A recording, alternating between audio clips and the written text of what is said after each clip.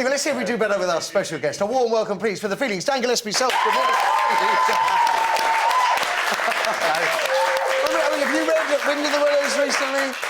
It hasn't aged well, I'll give Lowry that. I was never a big reader as a kid. Were you not? No, not really. I'm quite dyslexic, so... OK. Yeah. Because that's interesting, because we were talking about musicals in just a moment.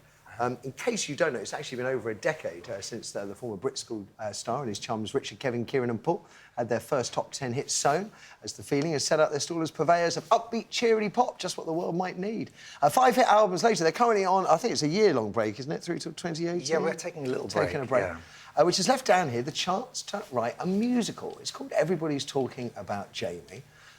You had your tech run through last night, so it's opening tonight? Our first run was last night, yeah. How was it? I was so nervous, I can't tell you. You were. I'm more nervous than going on stage myself. Are you starring in it as well as writing it? I'm not, thank God. And actually, what's great about it is... Well, actually, I thought it was going to be easier not being on stage, and actually it's harder. Because there's a certain amount of just having to hand it over to people and just say, well, look, they've got to do their best. What's the story about? It's about a 16-year-old boy who decides to go to his school prom in a dress. True story, based on a boy from the north of England called Jamie Campbell. And there was a documentary made about it, and they followed him. And it's a lovely story because he was so terrified of doing this thing, but he was brave enough to do it anyway. And at the end, his mates his school friends, who he was terrified of before, kind of got behind him and said, actually, if he's not allowed in, we're not allowed in, because the school didn't want him to go. You know, there were complaints from parents and all kinds of stuff, but he just... So they knew it was going to happen? He didn't do it on a surprise? There were rumours went around that he was going to do it, and there were complaints, and the school said, we'd rather you don't do this. And when was this? This was about 6 years ago now. OK. And how did you get to know the story? We'd seen the documentary. The director of the musical went to the Crucible Theatre where it's being shown. In Sheffield. Yeah. And said, well, I've got this idea for a musical. And he said, well, we need to find the writers.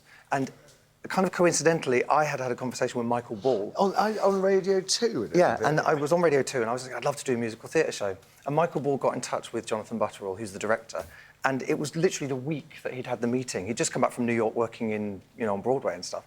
He had the meeting with the Crucible Theatre director and said, we need the writers, and literally got a call from Michael Ball. So Michael Ball helped bring it together? Yeah, and he'll never I heard you on the radio that Sunday. So it's all down to Michael Ball doing his thing. Right, lad. Was the real Jamie there last night to see the first sort of outing for the musical? No, he hasn't seen it yet, which is, you know, amazing. But he hasn't seen it. He decided not to read the script. He decided he just wanted us to get on with it, tell his story, and he's coming on press night, which is on Monday. Does that give you more cause for anxiety? Yes. Because it's quite important to look after... I mean, you told me before we came on air, you'd like to think of it more as inspired by his story than entirely his story. Well, we changed his name. We said it in Sheffield, because it's in the theatre in Sheffield. So we've changed some of the details. But actually, him and his mum are the core of the story. It's that relationship between a mum supporting her son in what he wants to do. And the core of the story is that's the same. And we've obviously had to deepen the story. It's a 2-hour show. We've had to lengthen it. We've had to turn it into a full-scale musical. And that documentary didn't have enough detail. And we just wanted to go, OK, let's tell our story.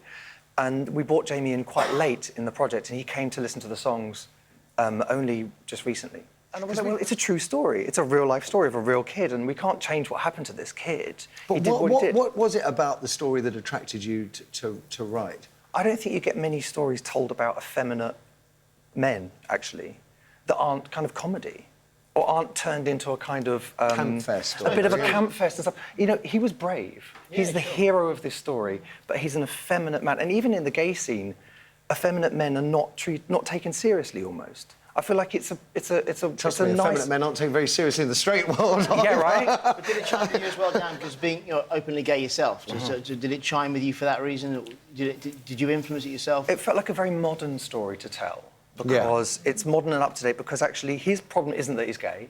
He was openly gay. He came out when he was really young, and he was just living his life as a gay person. And actually, what he wanted to deal with was stuff around gender and about identity and all that kind of stuff. And that's what kids are talking about now. Absolutely. That's what kids are into. Big subject. And I think it's a very interesting thing to explore.